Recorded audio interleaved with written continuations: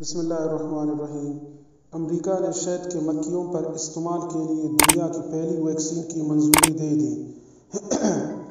America में शहद की मक्खियों पर इस्तेमाल के लिए दुनिया की पहली वैक्सीन की मंजूरी दे दी गई है। अमेरिकी तिब्बी हुक्काम के मुताबिक ये वैक्सीन शहद के मक्खियों के तहफ़्फ़ुज़ में एक अहम पेशरफ्त का काम कर सकती है। अमेरिका में 2006 से शहद की मक्खियों की कॉलोनियों में सालाना कमी देखी गई है। रिपोर्ट्स के मुताबिक इस वैक्सीन को अमेरिकी फॉलब्रोड बीमारी से होने वाली अमवात को रोकने के लिए तैयार किया गया है, जिसमें बैक्टीरिया शहद की मक्खियों के लार्वे पर हमला करके उनकी कॉलोनियों को कमज़ोर कर देता है।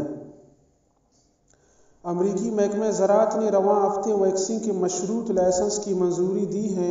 ये वैक्सीन मलिका शहद मक्खी की रॉयल जेलीफीड में बैक्टीरिया का गैर फ़ाल विजन पैदा करती है, जिससे लार्वे को इम्यूनिटी मिलती है। वाज़ेह रहे कि शहद की मक्खियाँ माहौलियाती निज़ाम के बहुत से पहलुओं में अहम किरदार अदा करती है। दोस्तों, अगर मेरी ये वीडियो आप लोगों को पसंद आ गया है तो लाजमी इसको शेयर कर दीजिएगा और मेरे चैनल को सब्सक्राइब करना मत भूलिएगा। शुक्रिया।